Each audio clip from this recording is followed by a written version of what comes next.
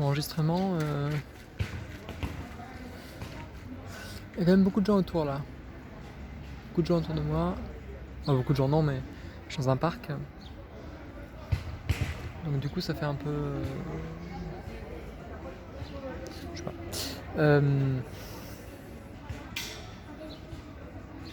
Je regardais une vidéo là. Je regardais une vidéo de... un mec qui s'appelle Axel Dro, je crois. Je suis pas sûr du nom. Et il disait un truc, il disait que... il parlait d'éveil spirituel. C'est un terme qui je trouve toujours un peu lourdingue, mais en même temps, bon, bah, ça se tient. J'aime pas trop l'idée de... enfin, éveil pourquoi pas, mais d'une élévation. J'aime pas trop ce terme-là, d'élévation. Enfin, ça suppose toujours une élévation vers le ciel, vers quelque chose qui soit spirituel et censé être hors du matériel, justement. Mais bon, il décrivait du coup sept points dans lesquels on pouvait parler du coup de... un peu un gros plan quand même là. On pouvait parler du coup d'éveil spirituel. Donc, il citait notamment le fait qu'on se sente dans une forme d'étrangeté, dans une forme de... on a du mal à mettre du sens dans ce qu'on fait, et donc on en cherche ailleurs. Et on a du mal à trouver du plaisir aussi, ou à trouver un intérêt dans ce qu'on fait immédiatement. Et il y a un sentiment de fausseté aussi qui est lié à ça. Et puis il y a, bon, c'est ce que je me souviens, hein, il y a l'idée de synchronicité aussi. On pense à quelque chose et puis ça apparaît autour de nous. Il y a aussi, on a plus de compassion avec les autres aussi, avec le monde. Bon, des points comme ça qui sont en effet des trucs qu'on retrouve dans d'autres... enfin, c'est des trucs que j'avais déjà croisé aussi, mais on fait attention à ce qu'on mange aussi, donc il y a des trucs. Mais en fait, c'est ce que je crois que je cherche aussi un peu. C'est bon, à mon école, les profs avaient dit que j'étais dans une recherche spirituelle, et je pense que c'est un petit peu ça aussi. Et mais en même temps, je crois que j'essaye aussi d'en faire une forme de théorie, ou de voir comment ça peut aussi quelque part se vivre, mais aussi se structurer, quoi. Est-ce que c'est pas déjà un non-sens, je sais pas, mais apporter une sorte de structure spirituelle, ou en tout cas en établir un système de représentation. Peut-être qu'il n'y a pas de représentation, peut-être que c'est justement ce qui échappe à la représentation et que ça peut que se vivre, je sais pas. Il y a quand même des gens qui en parlent, donc on peut quand même en parler. Même si on en parle à côté, peut-être que c'est bien d'en parler. Et je me demande aussi de quelle manière ça... c'est pas quelque chose qui peut aussi...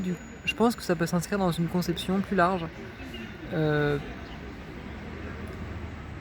à travers une interprétation sociologique, anthropologique notamment, voire physique, je sais pas. Mais, bon. Et je me demande du coup si on peut pas voir ça sous un angle en fait tout à fait matérialiste en fait. Cette besoin de recherche de sens, je pense que c'est précisément l'inverse. Je pense qu'en fait, et ça c'est peut-être mon postulat de départ, je sais pas, hein, en tout cas c'est une intuition vraiment qui revient, qui est un peu celle de Silvia Federici aussi peut-être, c'est que en fait on ne cherche pas à s'élever spirituellement, au contraire, on est déjà au-dessus, on est déjà en hauteur, et en fait dans cette hauteur-là, on ne voit que peu de choses en fait. Et cette soi-disant éveil spirituel, en fait, il apparaît au moment où on lâche prise, au moment où on accepte quelque part de descendre un petit peu, d'arrêter de se tenir comme ça dans une sorte de contrôle pour essayer d'atteindre une sorte de surmoi au ciel, ou de déité extérieure. On arrête ça et justement on se concentre sur ce qui est déjà là, sur ce qui est autour de nous, en fait, instant présent. Et à ce moment-là justement, on est dans un rapport à la matière beaucoup plus proche, beaucoup plus premier. Alors beaucoup de gens disent que justement le spirituel il apparaît au moment où on s'extrait en fait de la consommation. Mais en fait il y a une ambiguïté. La consommation c'est pas matérialisme. La critique de la consommation, je crois, hein, il me semble, hein, quand elle est faite par Marx ou par Baudrillard, bon j'ai pas trop lu Baudrillard ni Marx non plus d'ailleurs, mais Mais j'ai un peu le sentiment quand même qu'il parle de quelque chose de tout à fait... quelque chose qui est d'abord lié au langage, qui est d'abord lié à la mystique, après ils en font une critique matérialiste, mais... enfin Marx surtout. Mais c'est surtout l'idée que au début, ça vient du fait que la marchandise est investie d'un mana, et c'est investi d'une énergie symbolique, c'est un totem. Et quand Marx parle du fétichisme de la marchandise, c'est au sens d'un fétiche. C'est d'abord un objet fétiche, comme un totem, quoi, comme un totem d'une société qui vénérerait un totem, quoi. On vénère la marchandise de la même manière. Donc c'est d'abord une déité, il y a un rapport, c'est d'abord une spiritualité, c'est d'abord une... En fait, on prie un certain dieu qui est le dieu marchandise. Donc c'est rien du tout de matériel en fait, la marchandise elle n'est pas matérielle, c'est d'abord beaucoup d'images. La marchandise elle est vendue par des images de publicité, par un système de possession et d'attribution juridique. C'est tout à fait arbitraire, ce n'est que du papier, ce n'est qu'un régime... ça s'intègre dans un certain régime symbolique, régime d'image, de projection du désir. Donc en fait, c'est pas du tout concret comme matière. En fait, quand on boit du coca, on boit pas vraiment de l'eau et du sucre et un truc qui pique, du gaz carbonique et des colorants. On boit d'abord l'image qu'on a de Coca-Cola. On boit d'abord la publicité de Coca-Cola. En fait, s'il n'y avait pas toute cette publicité, tout cette truc autour, et que on buvrait quelque chose comme ça, qui ressemble qui est fait de la même manière que du Coca-Cola, mais il n'y a pas marqué étiquette Coca-Cola dessus, c'est possible que ça n'aura pas le même goût, en fait. En tout cas, c'est une proposition. En tout cas, on n'aurait pas le même... on n'aurait pas la même perception, en fait, du coup. C'est une expérience qui a été menée, hein. On fait boire à des gens du Coca ou du Pepsi, par exemple. Quand ils le goûtent à l'aveugle, ils préfèrent le Pepsi. Ils savent pas que c'est du Pepsi, mais ils préfèrent le Pepsi. Et quand on leur montre qu'il y en a un c'est du Coca et l'autre c'est du Pepsi, ils préfèrent le Coca-Cola, statistiquement. Donc en fait c'est plus une question de... Enfin, c'est une interprétation, mais ça vient plutôt de se dire ici que ce qu'on boit quand on boit du Coca, on boit plutôt la marque, en fait. C'est-à-dire que l'appréciation qu'on a d'une saveur de quelque chose n'est pas liée à sa valeur... la valeur de quelque chose n'est pas liée à ce que ça est, ou même à son caractère de compatibilité avec le corps, ou le besoin qu'en aurait le corps, mais c'est lié aussi beaucoup à un système d'image et à un système de représentation qui va être amené sur le produit en plus par-dessus, quoi. Voilà. Donc c'est peut-être là justement où il y a ce côté du fétichisme de la marchandise.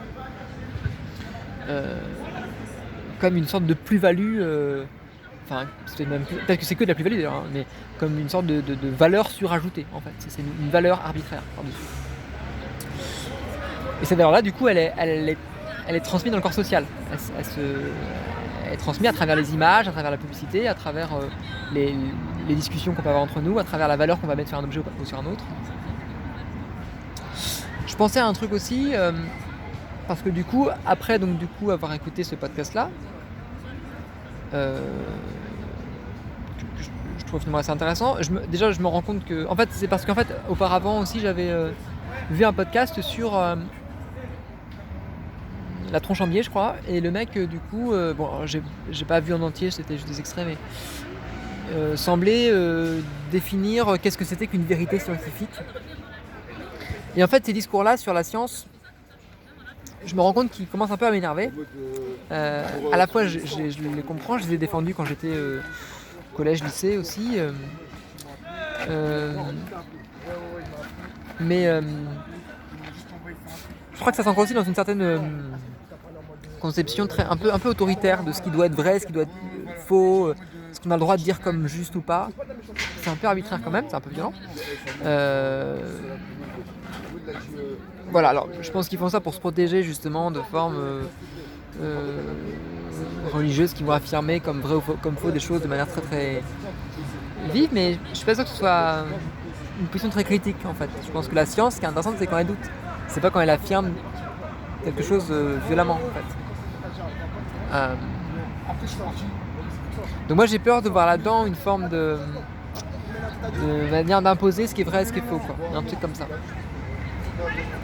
Et bon, bref, j'ai ça aussi parce qu'il en fait, quand on est convaincu de ce qui est vrai ou ce qui est faux, il y a cette idée, alors, je crois que c'est Stenger qui en parle, il faudrait que je la fasse un peu plus parce qu'elle m'a l'air super intéressante. Cette idée qu'en fait, peut-être qu'on performe la science. Peut-être que la science est performée, peut-être que justement, c'est parce qu'on croit que quelque chose est vrai ou faux, que ça va exister comme vrai ou comme faux. De la même manière, si je suis convaincu d'aimer le Coca-Cola, je vais aimer le Coca-Cola. Parce que parce qu'on m'a convaincu que j'aimais le Coca-Cola.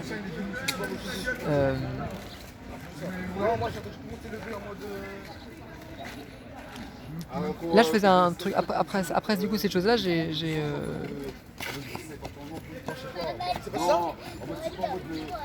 y a un peu de trop de bruit là, je vais mettre ailleurs.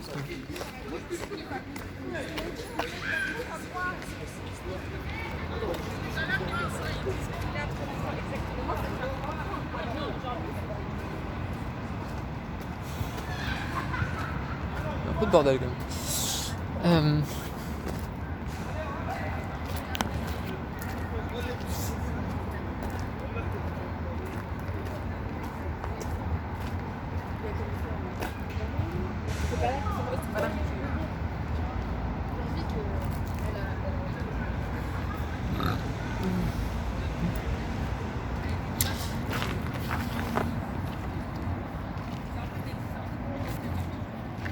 Donc après ce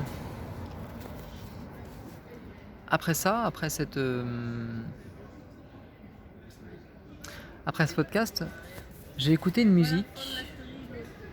J'avais une musique dans mon casque et j'ai commencé à danser dans la rue. D'abord, j'étais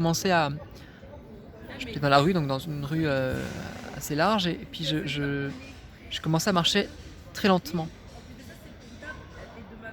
Enfin, au moins lentement. Et du coup, c'est comme si ma perception était changée des choses. Comme si du coup, parce que je marchais lentement, il y avait, je sais pas, une sorte d'image-temps, ou il y avait en tout cas une perception des choses qui était aussi plus lente. Mais c'était pas... À la fois ma perception des choses était plus lente, mais en même temps je ressentais aussi l'écart vis-à-vis des autres. C'est-à-dire que les autres marchaient plus rapidement, et je sentais ma distance vis-à-vis d'eux.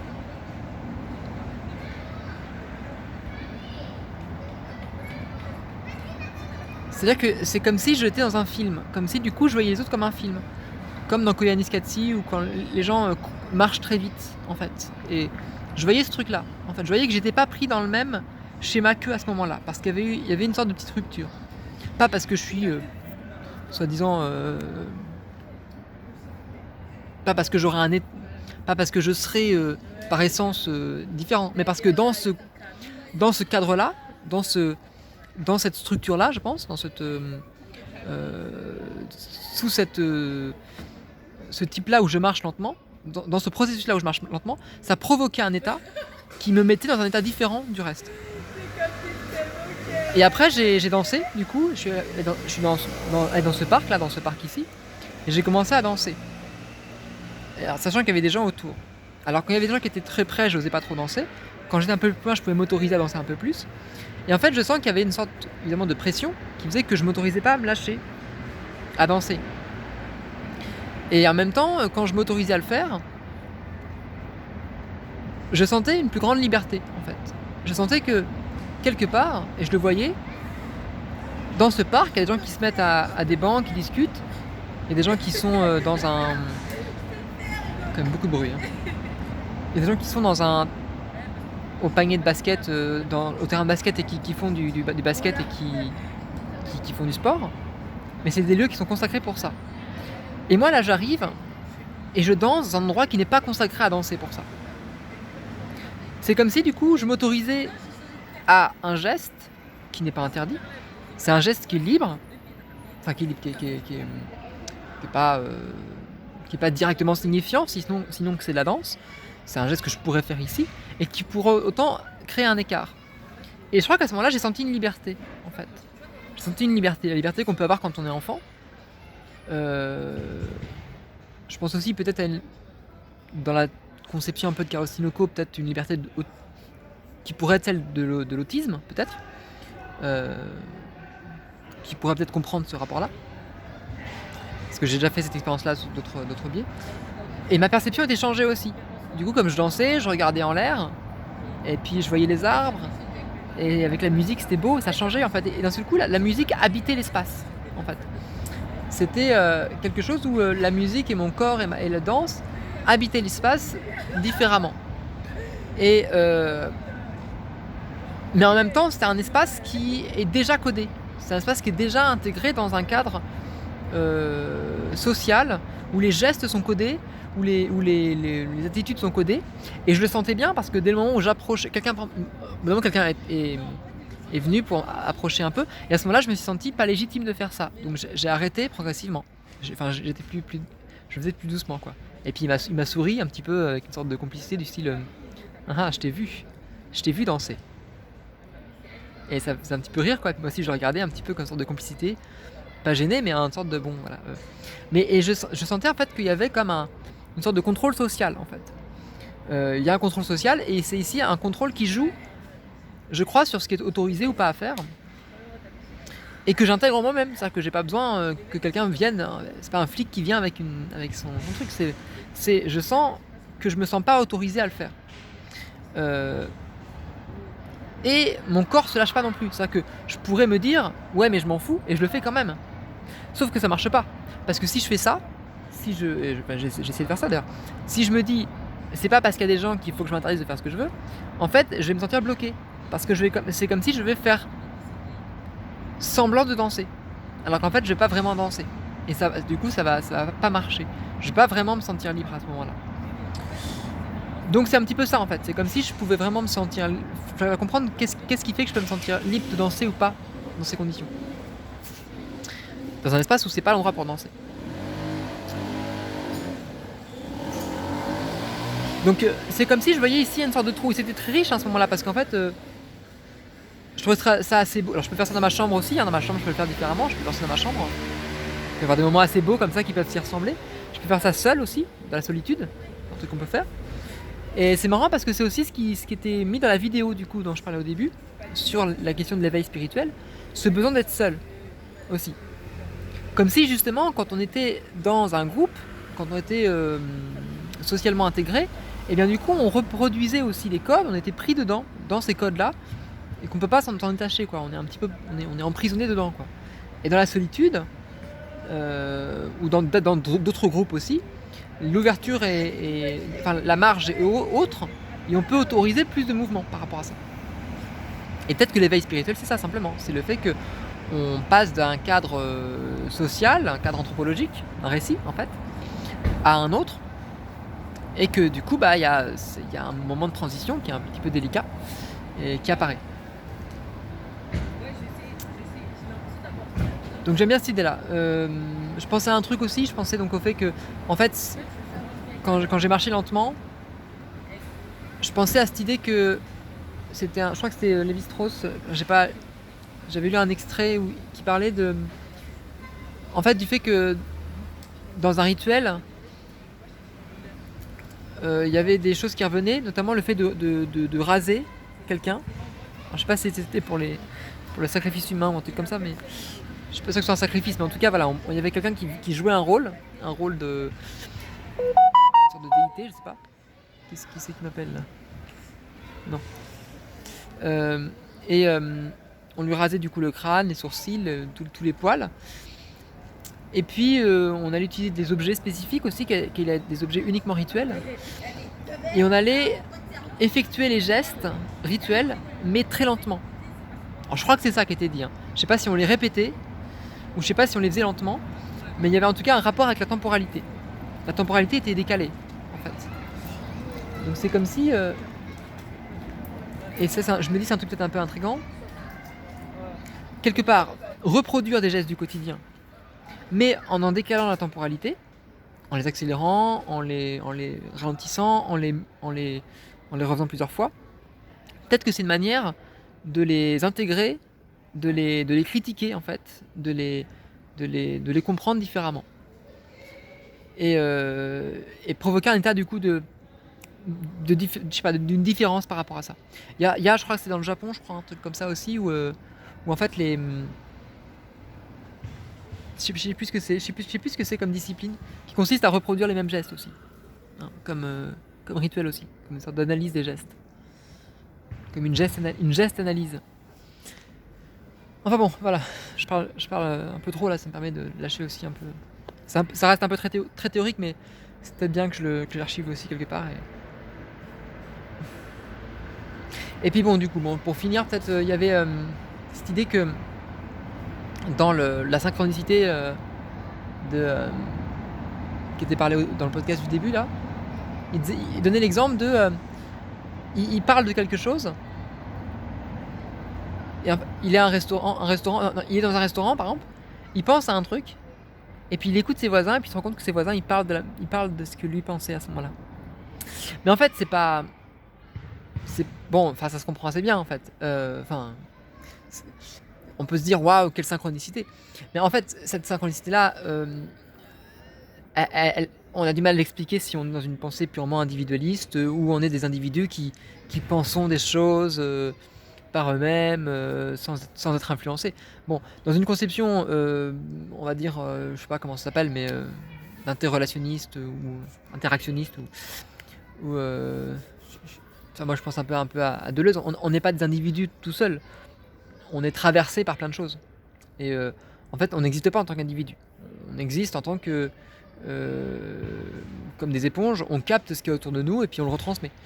Donc je crois que je sais plus comment, je sais pas si ça avait été montré ou pas, mais voilà. Bon, si des gens parlent à côté, bah en fait notre cerveau va emmagasiner plein d'informations. Enfin, en fait, on va, c'est souvent ce truc comme ça. D'ailleurs, c'est bizarre.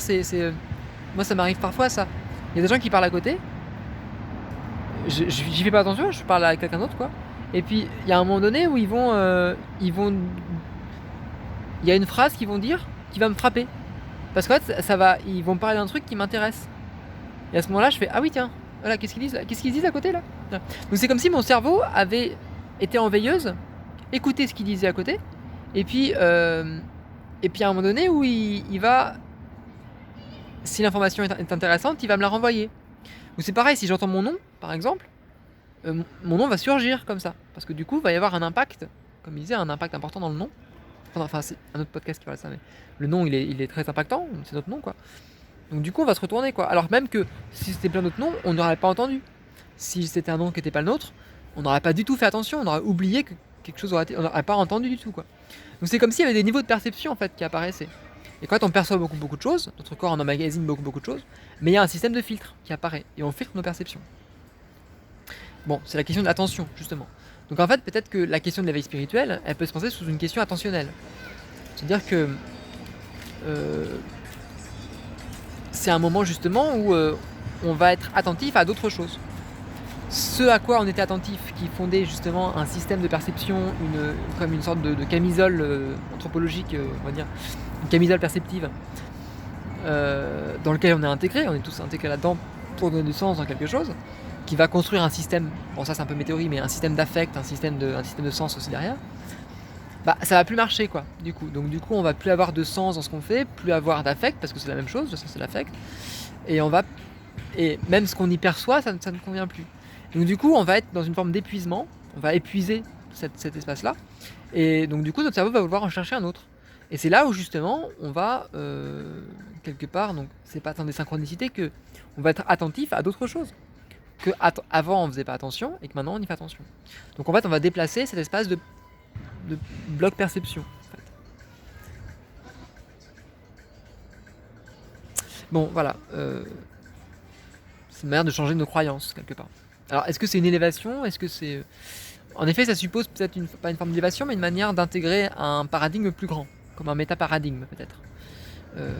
Soit un paradigme à côté, soit un métaparadigme. Parce qu'il faut quand même intégrer le paradigme d'avant aussi dedans. Donc,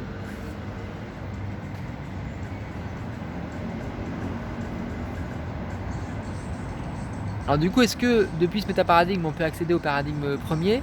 Est-ce qu'on peut l'impacter?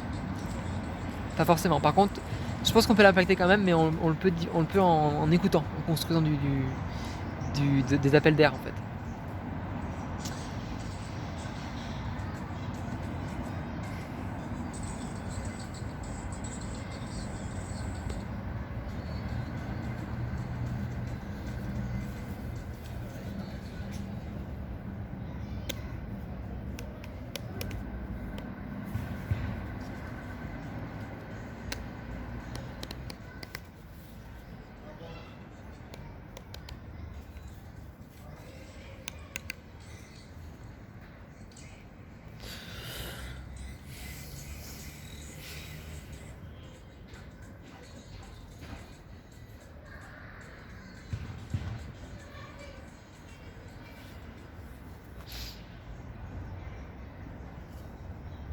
Faut que je me questionne sur mon rapport au langage aussi.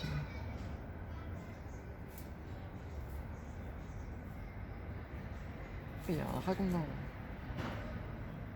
Bon, hop.